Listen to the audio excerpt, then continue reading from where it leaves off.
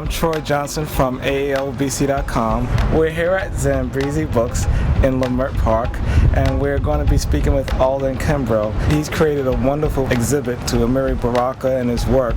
Let's go check it out. I first met Amiri back in 1967 when he was in San Diego, California, which is my hometown. Somebody told him that my dad had a large collection of black fiction and black slave narratives. So he and all of his troupe got in touch with my dad, and they came by one night, and that's when we first met. And then we stayed with him that weekend for the entire showing of all the 3 plays that he had. And that was my introduction, not only to him, but to his work. And he's been very instrumental in my cultural and philosophical development over the years. So you've been influenced a great deal by his work. How so? I mean, what are some of the important things that you've learned from Amiri Baraka? His ability to clarify different movements, or for example, his treatment of different writers. He has a book called Daggers and Javelins. See it up there on the top shelf? Yep. Essays. In that book, he elucidates a number of writers and a very sharp analysis of Ralph Ellison, for example, of Richard Wright, of Baldwin, of Aimé Césaire, a beautiful essay on Aimé Césaire, and clarified my thinking in the way I looked at some of these writers. And I would go back to their books. And the way I looked at Cuba as a younger person was influenced by that pamphlet called Cuba Libre, which is the first thing that he really got published. He went to Cuba in the early 1960s. I was looking at some of the posters, and I see that he hasn't been known as Amiri Baraka since at least the early 70s, late 60s. He was connected to Maulana Karenga's organization, organization, back in the late 60s. You know, with that experience, he started thinking about changing his name. But even before that, when he met Malcolm and talked to Malcolm, and Malcolm said, you need to get rid of that name, and get something a little more spiritual to it, So then he went through a period before that of Islam. And his first change of name was Amir, A-M-E-E-R. And then he changed it to Amiri later on. Now, you sell a lot of, just in the rest of the store, you sell old 78s, old magazines, old books, first editions. Right. What other type of things do you have in your collections? What are some of the more interesting things that you have? Well, we have first editions of black fiction, Charles Chestnut, Jesse Fawcett, Langston Hughes. My dad collected those things. Okay. So we have an enormous collection, not only of literary works, but also books by Frederick Douglass, first edition, and William Wells Brown, Martin Delaney, those people. Right. And archival material, because we do a show also on Paul Robeson. We do a major exhibit on Malcolm X, and also the political graphics of the Black Panther Party. This particular show that we have here at Zambezi is an outgrowth of a show that we did 3 years ago in the African American Museum in Oakland, California. Some of the most well-known books, I would think, would be the Black Fire book, Absolutely. Which came out in an anthology of all the young black writers in the 60s. But the book that really influenced me as a younger man was the one called Home, Social Essays. I remember I bought it one afternoon and I stayed up all night reading it, and I'd read chapter after chapter, and I'd go back and read other chapters, and it was really illuminating to me. Some of these books on the second shelf are pamphlets and smaller books that he wrote and published. He had a publishing company in Newark, New Jersey called Jihad Publications, and some of the pamphlets are there, like Arm Yourself or Harm Yourself, Slave Ship, some of those things, Jello. The very middle, we feature one of his art pieces that he did himself, which says, "We are the blues ourselves," the actual song. The lower shelves contain one of his most popular recent poems, Somebody Blew Up America, which eventually got him dislodged as the poet laureate of the state of New Jersey.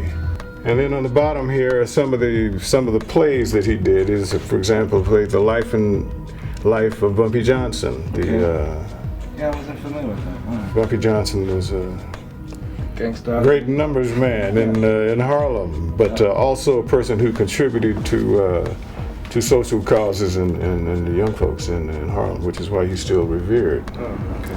Next to that is the Sisyphus Syndrome that he did at the Schomburg Center. Sure.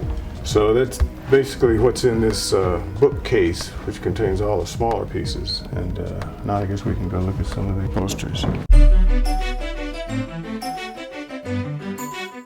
The first poster here is basically what he looked like when I met him back in 1967. This is out of Jihad too. He had published this. They used all of these as, you know, PR posters and posters to get people in to see what they were doing in terms of political support for various candidates and so forth. Of course, the consciousness has not changed. We still need exactly those 5 things.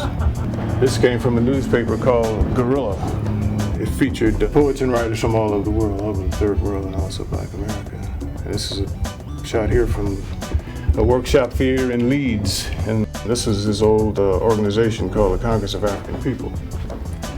This poster here is probably the most rare poster in this particular show because it shows a photograph of people not often seen.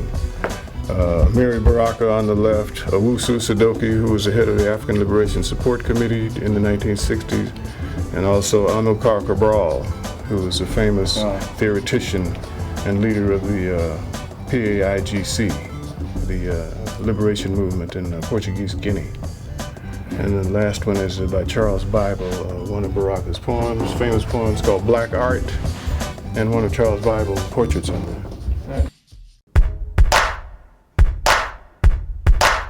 The other side of the room contains all of the records that I think Baraka was on except for one. The earliest one, of course, is called Black and Beautiful Soul and Madness, which is put out by Jihad. Black Mass was done in conjunction with Baraka and his theater troupe and also the music by Sun Ra.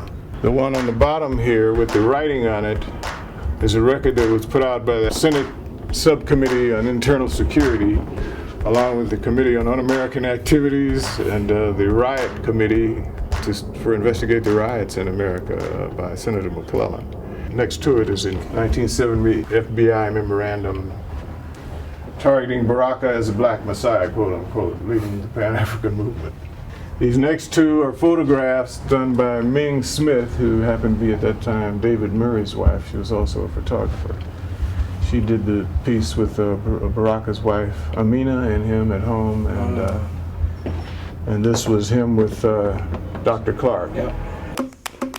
And this piece in the middle is Dutchman, a rare poster of the play that won him the Obie Award for Off-Broadway in New York and turned later into a movie. The next one is a photograph of him speaking at the Malcolm X Jazz Festival in Oakland, California. This next one to it is the National Black Political Convention, which featured Baraka, Charles Diggs, Mayor Richard Hatcher. And the top poster here, in conversation with Amiri Baraka and Angela Davis, was something that also happened in Oakland, California at the Alice Arts Center. That was a poster that commemorated the show. The one on the bottom is done by Emory Douglas, who was a former Minister of Culture for the Black Panther Party and whose pieces were always on the back page of the Black Panther newspaper and also a lot of times on the front. On the top, a poster called Evolution of a Revolutionary Poet, which is the name we use. That's for that exhibit in Oakland, and that's when we did that. Well, that was in '04. And this section right here gives an overview of his evolution by date. The beat period, 57 to 62, the Black Consciousness, Black Nationalist Movement from 63, and the Third World Marxism at the end of 1974. So it's easy to follow, and we list all the important things that happened in his life, not only his political life, but also his writings. And up in the top is a photograph of Baraka with Indesha May Holland, who was a confidant of Fannie Lou Hamer in the Freedom Now movement in Mississippi. When you get to the final poster on the corner over there, Indesha was important in putting together this show here, which took place down at USC in the Bing Theater at the USC School of Theater Arts. this is the last of the exhibition. So certainly want to thank you folks for featuring us and coming by and visit with us. We appreciate it.